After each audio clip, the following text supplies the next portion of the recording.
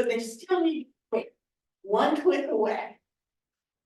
And then third, I need to be able to see who got bids in case I want to do a sub. Contact them to be a sub for them. It's that simple, and cities across the nation do it every day. It's not rocket science. But to be a small business owner in Durham and try to find a bid for your business, you do have to have a PhD in crazy. So again, and I have seen also, I have testified before the city that, for example, Parks and Rec had a 38-page bid to paint 4 walls in a recreation center. 38 pages. And in the same page, they had to build a survival, you know, where you do the road course. That was 7 pages with pictures. 38 pages to paint 4 walls. Who's gonna take the time to do that? Who's gonna take the time to read? And this is the frustration, because it's far more likely that minority vendors can paint 4 walls, right, than build that construction course. And so this is an obstacle to opportunity. And all we're looking for as minority vendors is an opportunity to succeed. An opportunity to succeed. And simplification of the process. Openness about the process. Information about how well we're doing in meeting our goals. When I look at bids and I see minority goal 0, that tells me what I'm worth. So those are what the people on the streets are saying. Okay, thank you, Stella. So I guess we did have our community spot, yeah, right here. Okay, so I can imagine that some of you are probably sitting out there wondering, why are we even talking about this?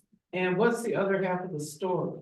We're talking about this because those of you that have been participating in the coalition regularly as of last year, heard that we did or participated in a public forum where we had people from the community tell us their concerns around affordable housing. And one of the things that came out of that was not simply the fact that housing is at a premium in terms of price and availability for those that aren't making the top of the incomes in Durham, but also that people want jobs and they want opportunities in all of these real estate developments that are happening.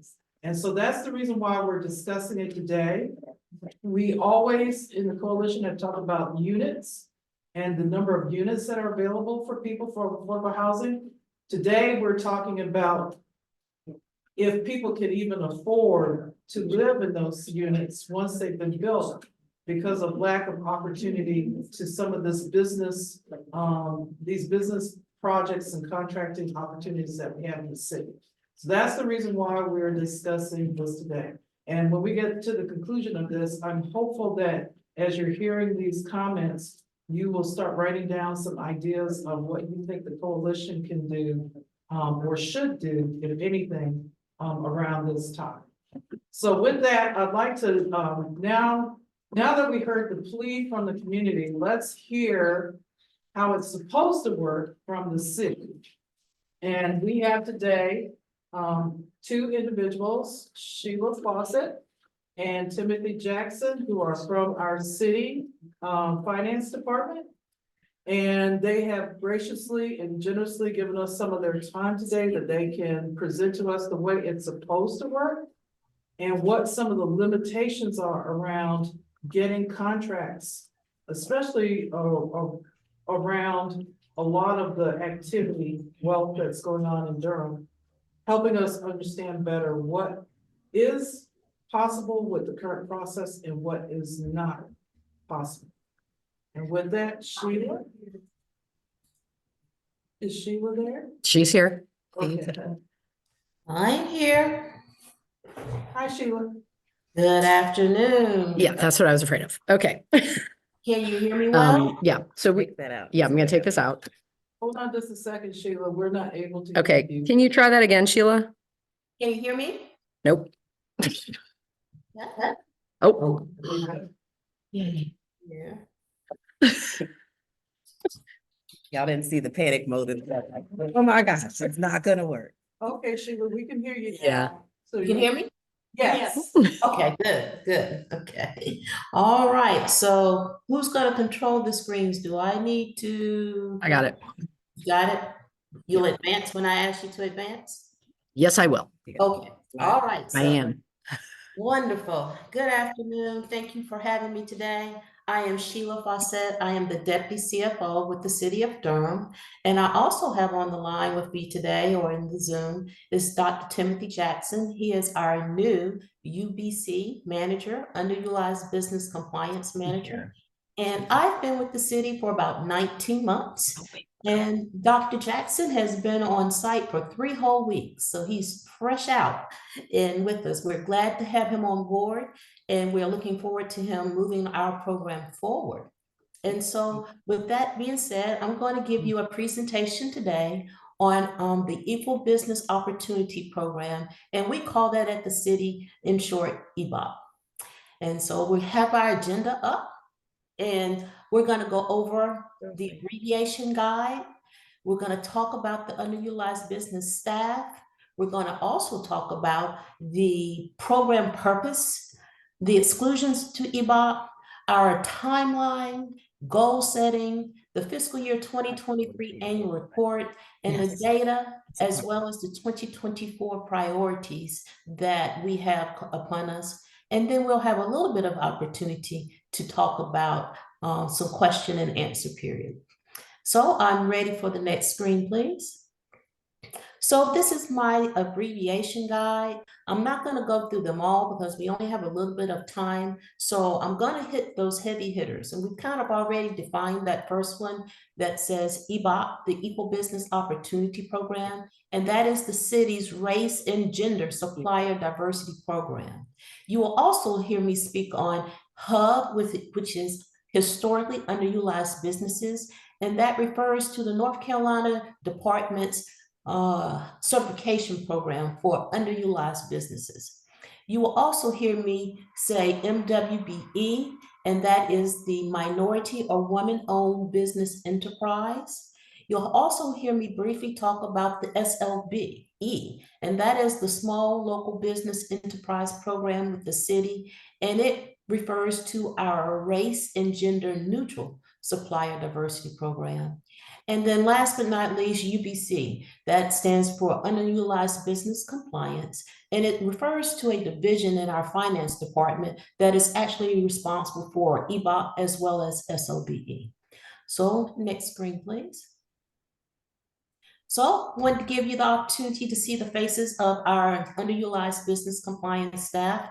You've already seen me quite a bit today. Again, I'm Sheila Faucette, the Deputy CFO, and we have online with us Dr. Timothy Jackson. He's our underutilized business compliance manager. We also have on staff Sydney Anderson, who is our business services administrator, as well as Nathan Rivers, who is our business services analyst. And again, Dr. Jackson, he's responsible for the administration of the EBOP program, as well as the SLBE program, and he reports directly to me.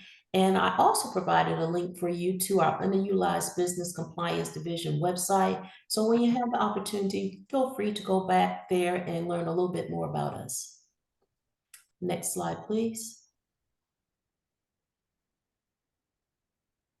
We apologize. Sorry. Oh, no problem.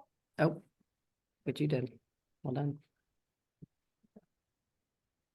But now how you get that green off of it? I don't know. I don't know why that green's here.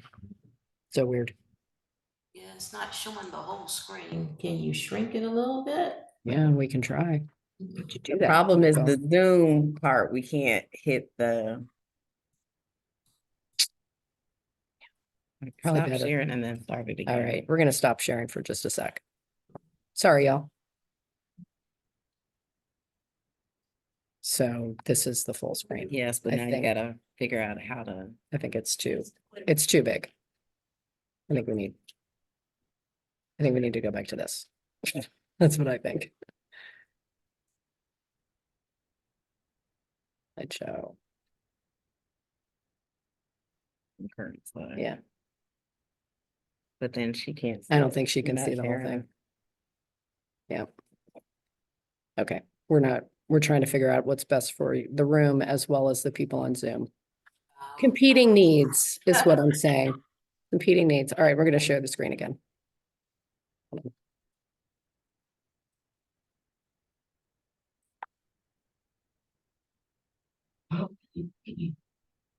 But then, okay, By from the here, way, if while you we're hit waiting, slideshow. We are gonna be forming new teams within the coalition, so if you're interested in joining the tech team, Okay. please Is it- let me know. Does that work better? Is that Yes. okay, Sheila? Yes, if you just go back one slide, I believe. Go back one or two. Okay. Let me see. I think you need to go back. Go back one more just to make sure. Okay, so advance forward one slide. All right. So now let's talk about the Equal Business Opportunity Program purpose. So EBOP works to prevent discrimination as well as to maintain equal opportunities for underutilized businesses. And so we do that, or EBOP does that by informing underutilized businesses about city contracting opportunities. It does it by providing information and assistance to underutilized businesses as it relates to city procurement practices, procedures, and bid specifications.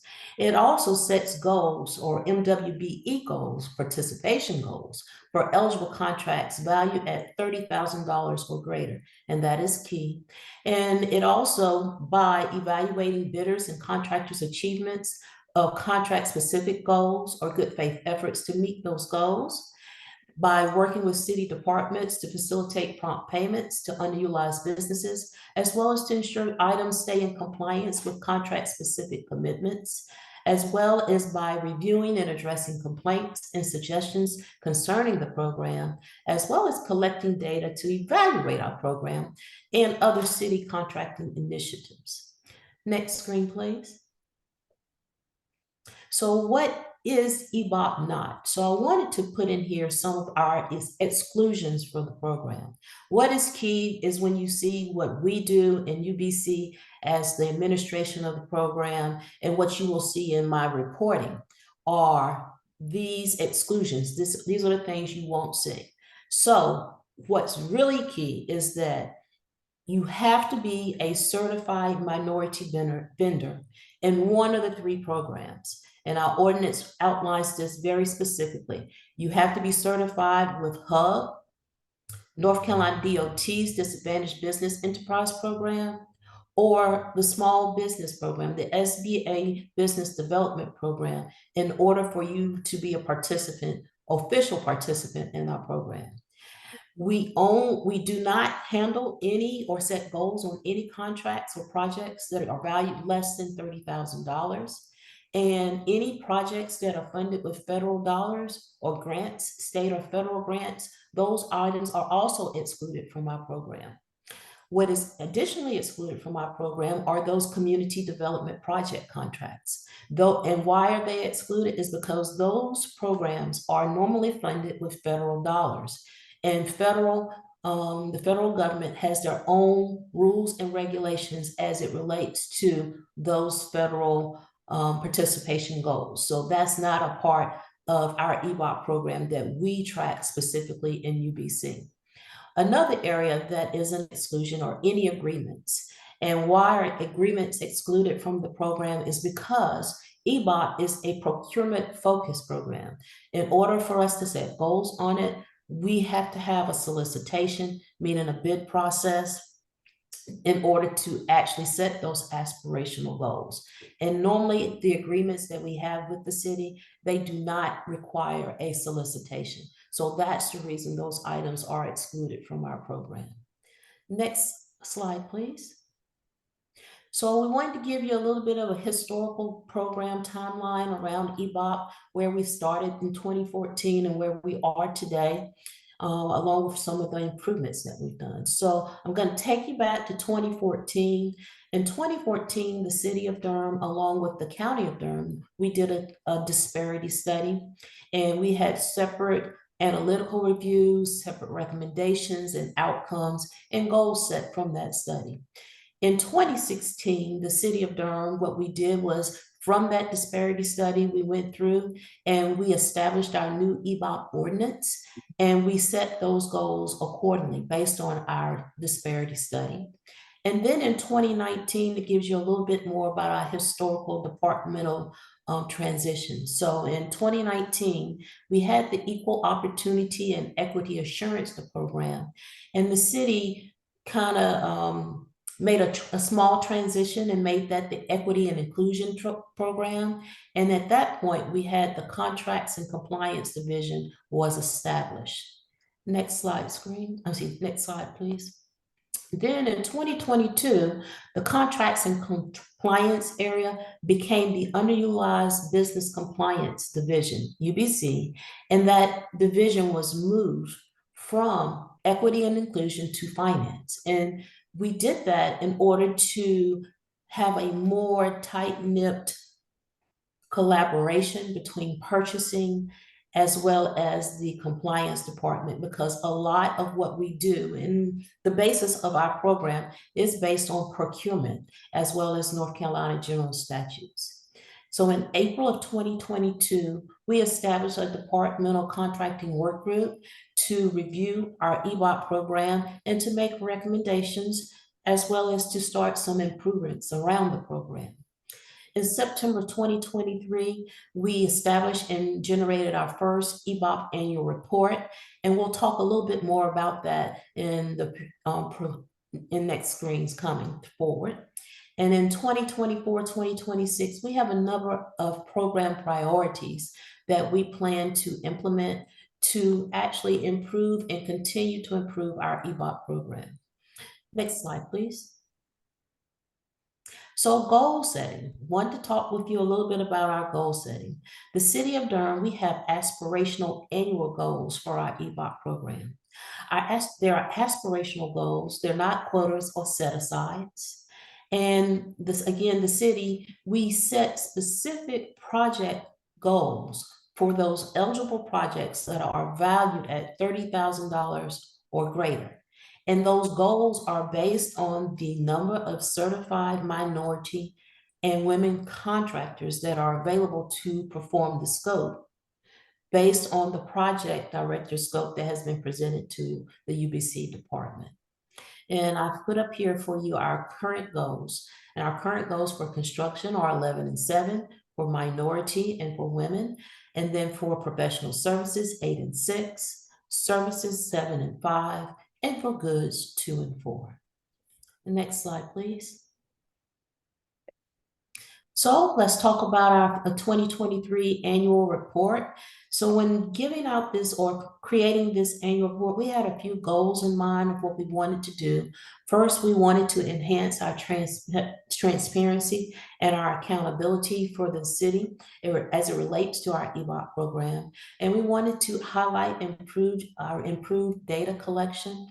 We want to share some process improvement stories, as well as we wanted to highlight important contributions from our MWBE vendors.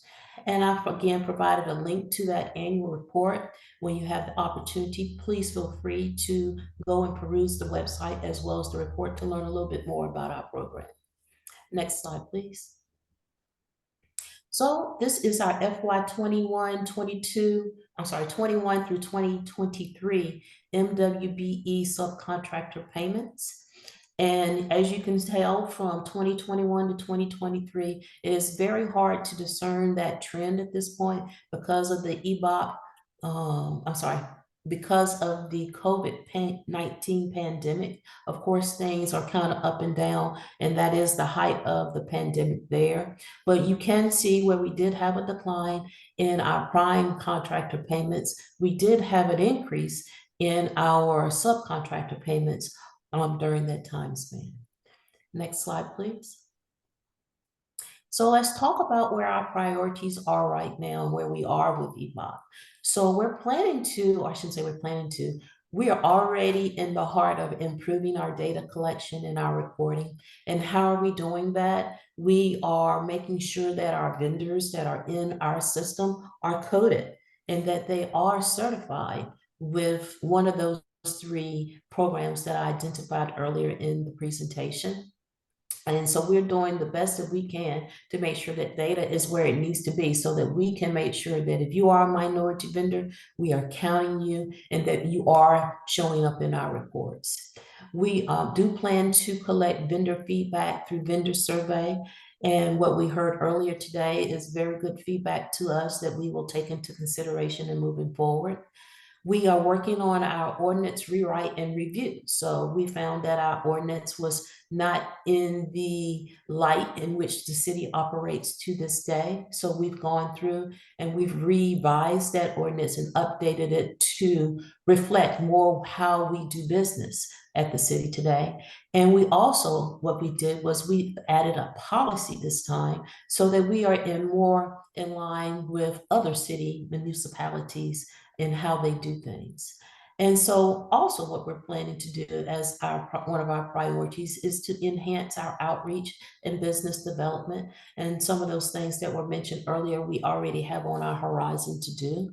And one of the ways we plan to do that is by hiring an MWBE coordinator who's going to focus on outreach to the businesses and helping those individuals get certified through one of those three programs so that we can count them as a part of our EBOC program. Next slide, please.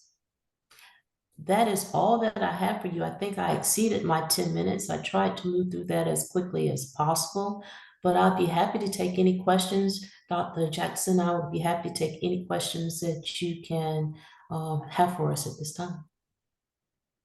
With that, we'll open it up to the floor. Anyone here or on Zoom have any questions of Ms. Faucette?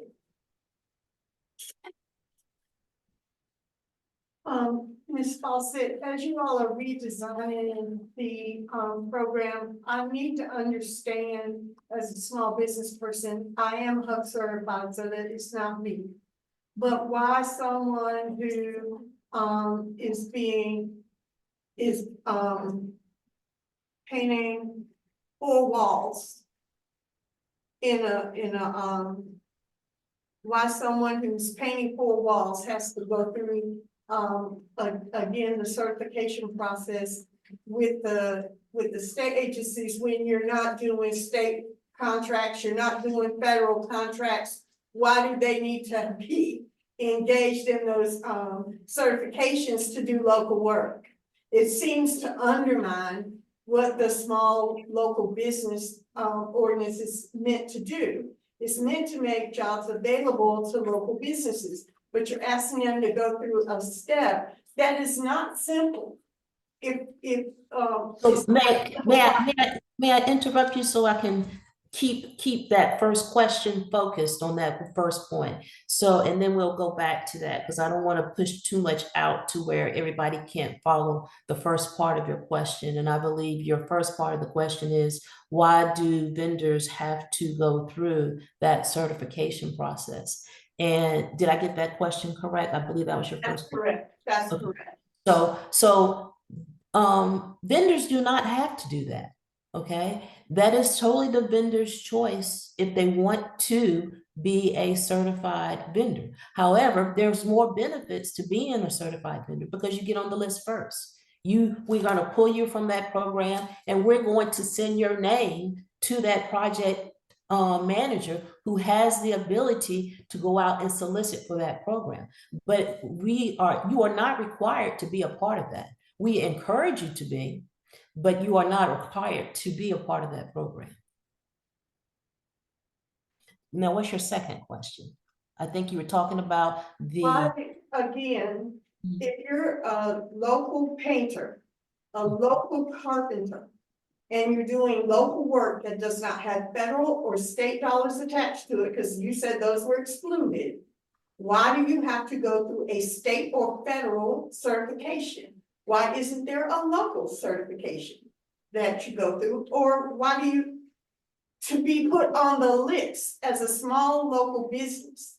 You Okay, must be So- able to certify that you have a certain wage, certain income, and that you're located in Durham. That should be, so in that, again, that is our ordinance. So the city, we are required through our city ordinance, that is our EBOP program that requires that in order for you to be a participant of our program, that you have to be one of those certified individuals. And Tim, correct me if I'm incorrect, that is also part of the general statute. Did I have that right? Yeah, Goes back to that's our general statute. that's correct, Sheila. And I'm just gonna jump in. I was gonna say, I think, and if I'm misquoting you wrong, I apologize in advance.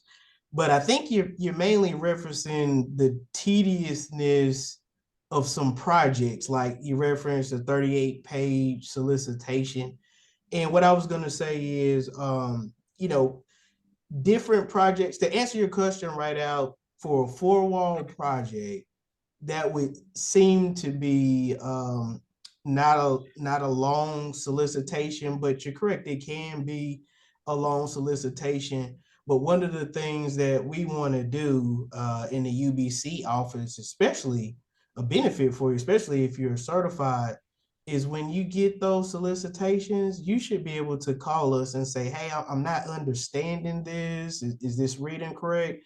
Because we definitely want to advocate with you, because there may be something that we can do to maybe better explain, but we're going to make sure that you try to be as successful as you can, you know, to be able to definitely solicit. I would say that in North Carolina, you know, there's a general statute, and it basically incentivizes non minorities to utilize certified subs on contracts. And so if you do become certified, that is definitely a benefit, and it should incentivize those non MWBEs to utilize you on contracts. So I just wanted to make that real clear. Right, and I want to add to the 32-page process, that is our standard bid form, and we are required to have standard, I'm gonna say, rules and regulations and steps in that process. So that's the reason you see those 32 pages or something like that. That is our requirement, to have all of those disclosures in the document. But like Tim said, if you're having problems or troubles with that, you're more than welcome to reach out to our UBC program, and they will, or our purchasing department, and they will help you the best way that they can. Okay, and with that, we're gonna have to close. Maybe you have something real quick, because we need. Just one question, is that a city ordinance? Yes, our city ordinance is the EBOP ordinance, and it is on the face of our page, our EBOP page. If you click that website link, it's right at the top, and there's a link to the actual ordinance. Okay, thank you very much.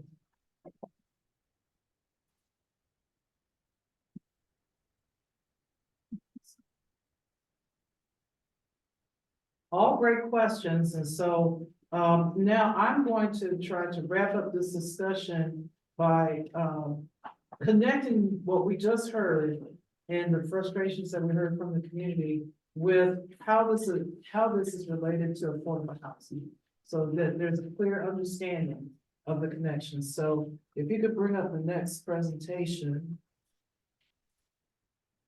And if you had questions and we didn't have time to be able to address them, please make sure that you either write them down if you're here in the room, or write them into the chat. We want to make sure that we answer all questions going forward as we have these meetings. Okay, so for. Is it one, sorry, which one did you want? This one or this one? This one? Okay. Oh, Okay, sorry, go hold to on. the next slide. Yeah, hold on, I need to share it though. Oh.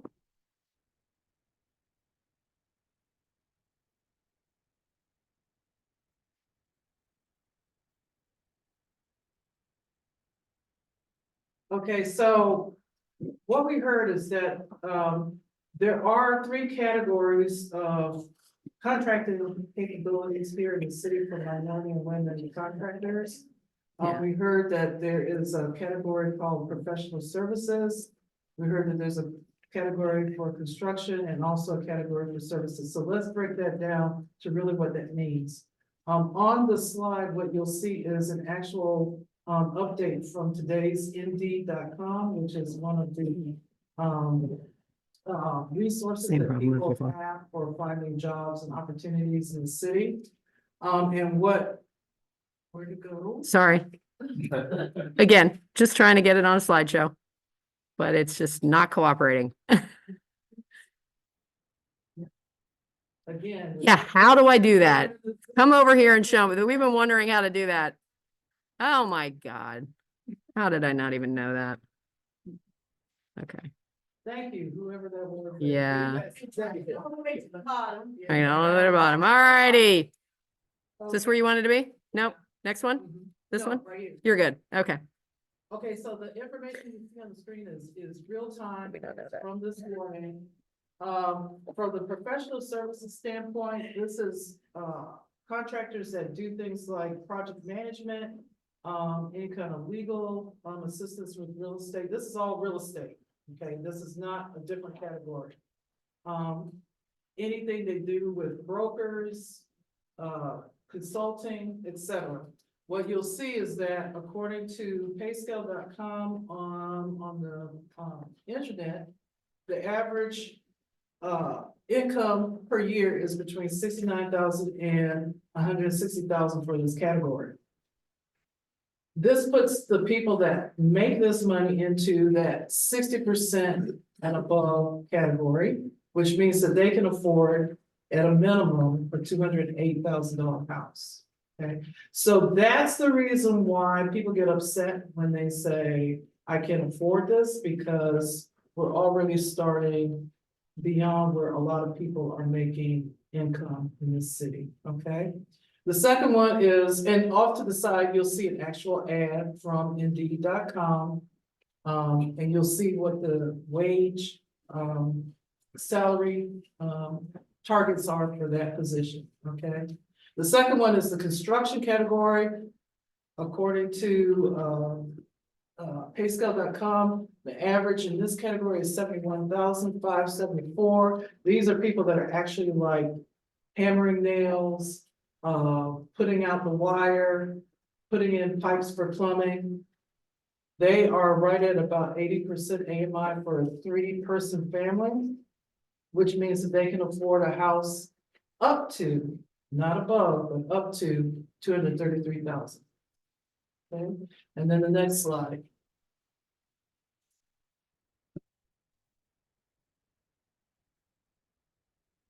What's happening? Nope. See, that's funny in the waiting. Is this it? Yep. Is this it? Is this what you wanted? Oh, yes. Yeah. And then for what's typical for many minority workers in this city is falling into the services category. And as you can see, that's the lowest level pay of the 3 categories. It averages 31,200 a year. It puts them right at about 40% AMI. Unfortunately, the house that they can afford is only 95,000. Okay. So when we had the forum last summer, and people were saying, we need help, this is what they were talking about. Okay, they're not the minority contractors, women contractors, maybe more so. This is a positive for them. I think they are getting more of the professionals in the construction services category, but for many minority workers and for businesses, they're falling into this category. And as you can see, this is insufficient for living here in Durham. Okay, next slide. Now, 505 West Chapel Hill Street, all of the submissions for that were due on the 15th. They're going through their process now, trying to see which vendors or which contractors have submitted according to what 505 vision was. But inside of that, so I didn't have the data to show you what was submitted, but inside of that, there is a request, as you can see on the far right, there was a request for the contractors, the people that are doing the bids, to submit in what they would do around minority and women contractors, okay? And the flow chart over here on the left simply says, when you go into the contract, you look for in that first block, underutilized business participation documentation. When you read through the 505, what you immediately learn is it's not mandatory. And the next slide will show you the actual language of that.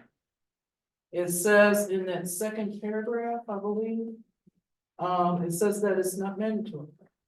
It's an aspirational, it's a goal. It's not required.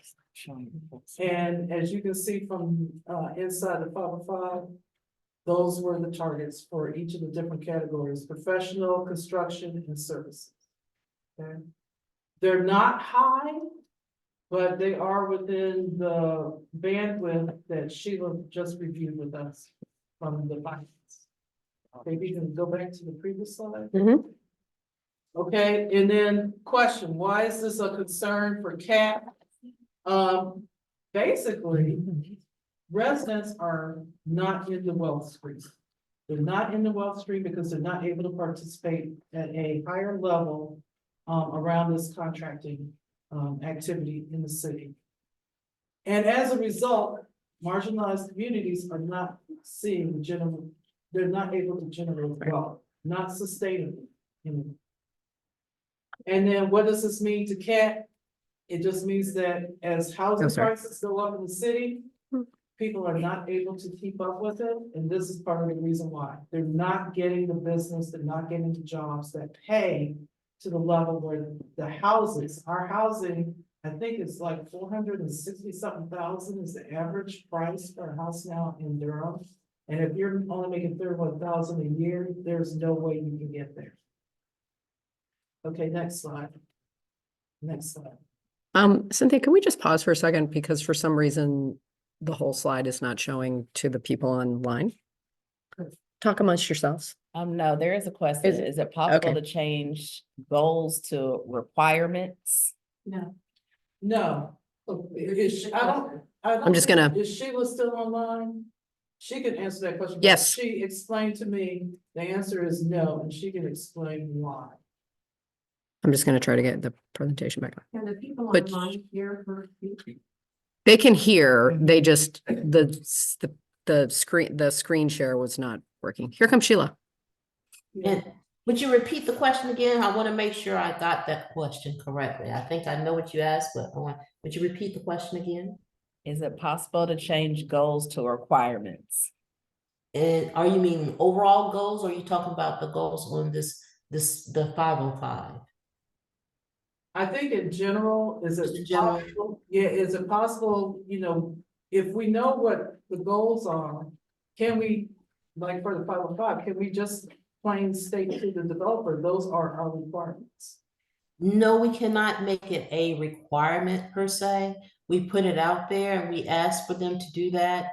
We do in their contract, once they have established, and we agree to what it's going to be. I mean, if we agreed that the goal is going to be 10% instead of 11, it is in their contract for them to identify those subcontractors and make sure that they do subcontract that out. But as far as making it an actual requirement, no. Because again, our goals are aspirational. Any other questions? For Sheila before, and then just let me finish up so that I can open the floor up so we can all talk. Because I see hands here. Yeah, I see hands. I'll put on here, you're not seeing. Okay, so these Yeah. are it's just, fine. these slides are just taken from inside of what was sent out as the RFPs for the 505. Okay. Basically, it just asks the contractor to just, let us know as part of your submission whether or not you were able to find subcontractors. If you were, please name them minorities. These are all minority women, okay? And if you had problems, you can request a change. So if you weren't able to find 11% professional, whatever, you can ask to be relieved of that goal, okay? Next slide.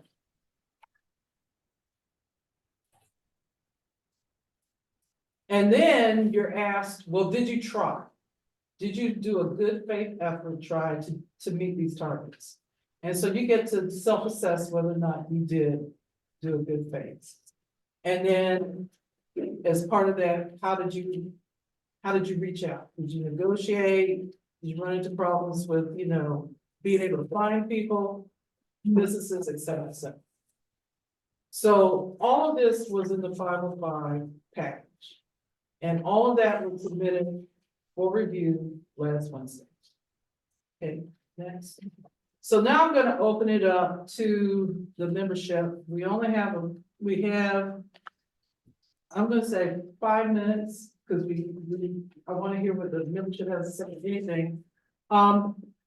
What do we as a coalition feel we should do, if anything, on this topic? Do we want to advocate? Do we want to demand? What do we want to do? Mimi, try to talk where you are, because for some reason I think it's picking up. Okay, Mhm. so can you ask them? If they can hear. I think that we should get the ordinance changed and talk with the people with the city who design the interface of the website so that it can work more like what Sheila talked about. Okay, so hopefully everybody online heard that. The suggestion was to to advocate for having the ordinances changed. So that this can be a more positive experience for the contractors, and also to centralize contracting information on the website. May I address that if you're okay? Hello?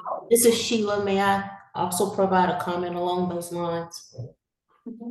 Sure. Okay, so what I'd like for you all to understand is that there's a North Carolina general statute that says that we are required to have a program. I asked the question earlier. Right. Yeah. We are required to have a program, but we're not required to have a certain percentage and to make it a requirement. Now, and again, there's disparity studies and there's other layers that go into identifying those goals. And it goes along the line with where the disparity is. So when you start talking about making it a requirement, that's a little bit, I'm gonna say, a little bit hard to kind of do, because again, you have a general statute that says the requirement is that you have a program. But again, your goals are aspirational. And there's no penalty for not meeting the goal. And so I don't want you to take that as in we're not trying, and as long as we don't have a goal, that we're not going to continue to work towards that. But I just want to put it a little in perspective of, again, how the general statute works and how the ordinance is as well. I hope that wasn't confusing, but I just wanted to say that. Thank you. Fine, and I would also like to ask the group, when the 505 submissions come out and the numbers are not where the goals were, I think we as a coalition have to decide, do we just let it happen? Or do we do some type of advocacy to say, we really are unhappy or concerned about how this turned out for the 505. Now that we understand the process, maybe we can provide support to see how things can be done differently going forward.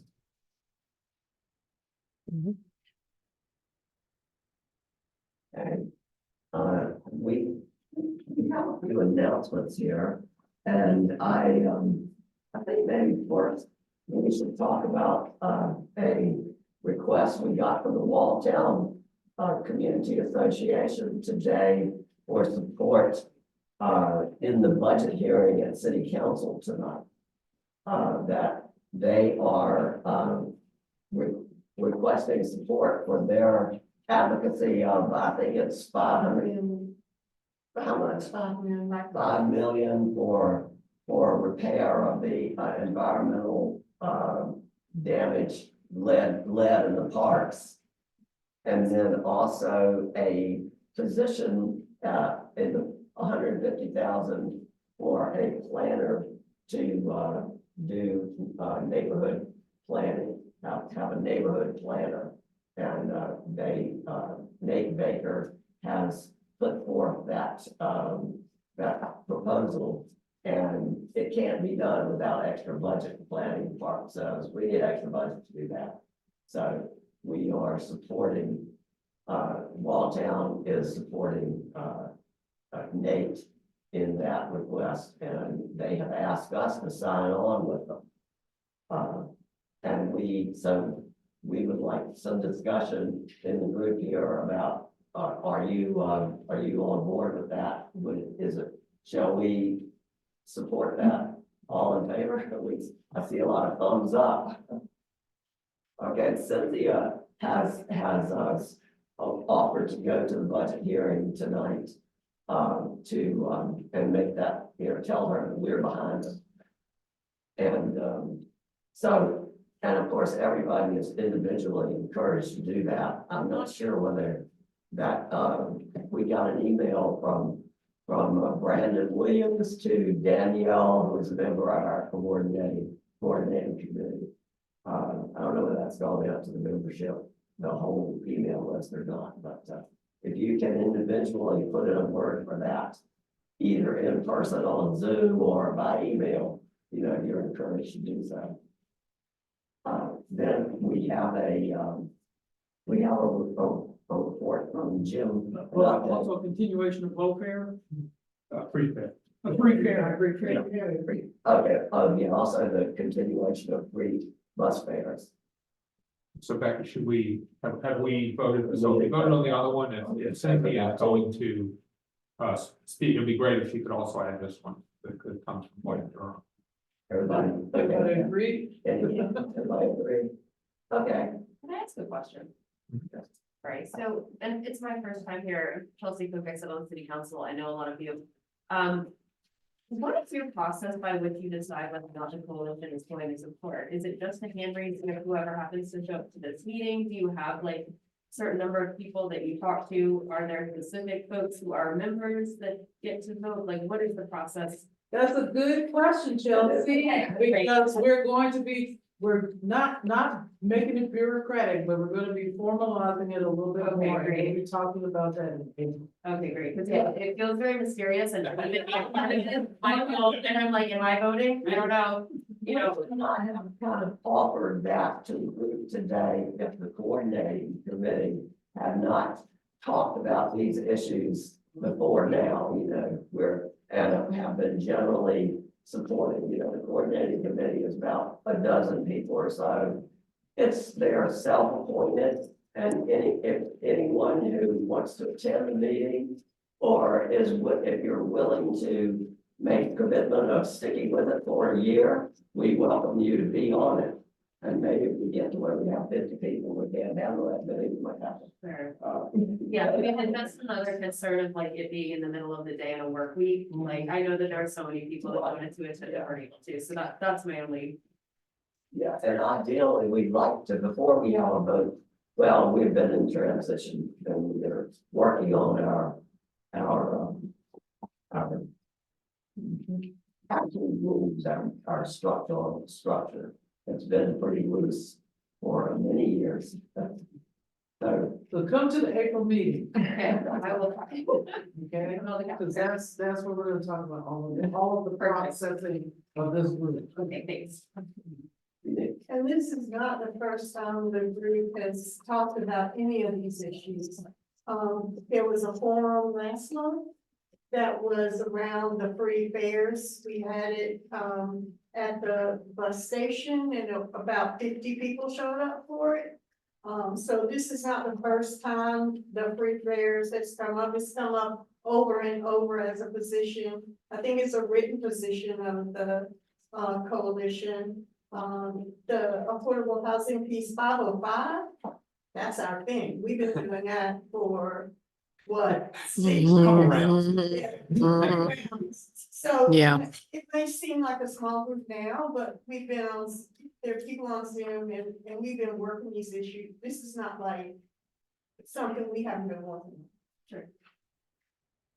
but we don't have a webpage yet. I mean, I think this is So like, explain what we're doing. some community confusion. Hello, let me just quickly bring you up to date. We're promoting the county and city, low income homeowners relief program. And there was an increase in number of applications this year from about 350 to 390. But there's a new feature, this year. Applications are still being accepted. And so what we're going to do is we're preparing a new flyer to distribute to a lot of groups that agree to help. The Neighborhood Association, Southside, Walltown, Bradtown, Community Empowerment Fund, the Durham Committee on Affairs of Black People, Durham CAN, Durham Congregations in Action, the People's Alliance, and Reinvestment Partners will be distributing this again. The one critical piece of information is, what is the deadline date for submitting your applications? Initially, announcements came out, oh, you could do it until your new property tax bill comes in, maybe in August. Now, the county is saying it's due June 1st,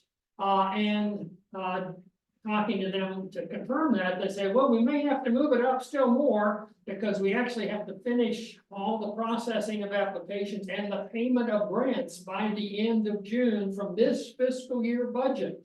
So as soon as we get that confirmed, we will get the revised copy out to the organizations and to everyone on the mailing list, so you can help spread the word to low-income homeowners who might be able to benefit with this property tax reduction. Thanks, John. And real quick, can you just let everybody know about the outreach survey?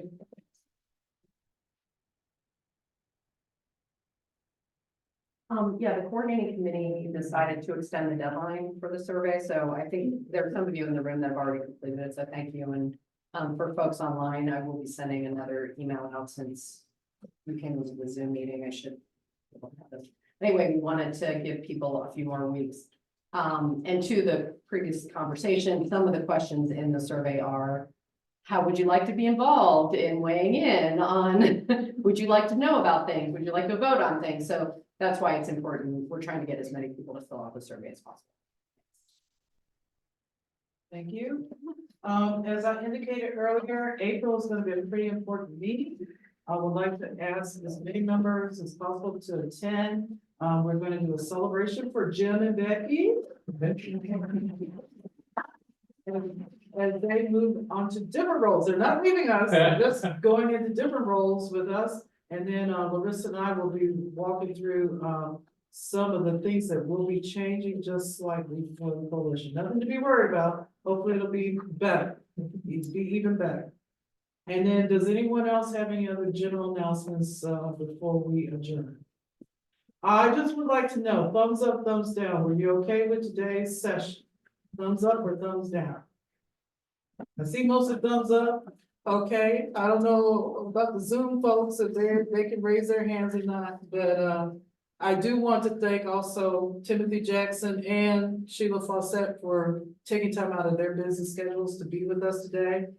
Please think about those wage and salary numbers that were shared, so that when you're in discussions with real estate developers or people around and they're very concerned, I'm not able to get into the contracting part of this real estate boom that's going on, let them know you understand and that you're willing to have some element of advocacy on their behalf. Someone online does have a question. Oh, we have a Victor. Zoom question, an online question? Yeah. I see someone talking. But Maybe I don't it's hear- Victor. Be Victor. No, I don't have a question. I was Oh. just voting. Awesome. Oh, you were Okay. voting. Were you okay with today's meeting, Victor? Yes. Okay, cool. Thank you so much. Thank you for coming. All right, everybody.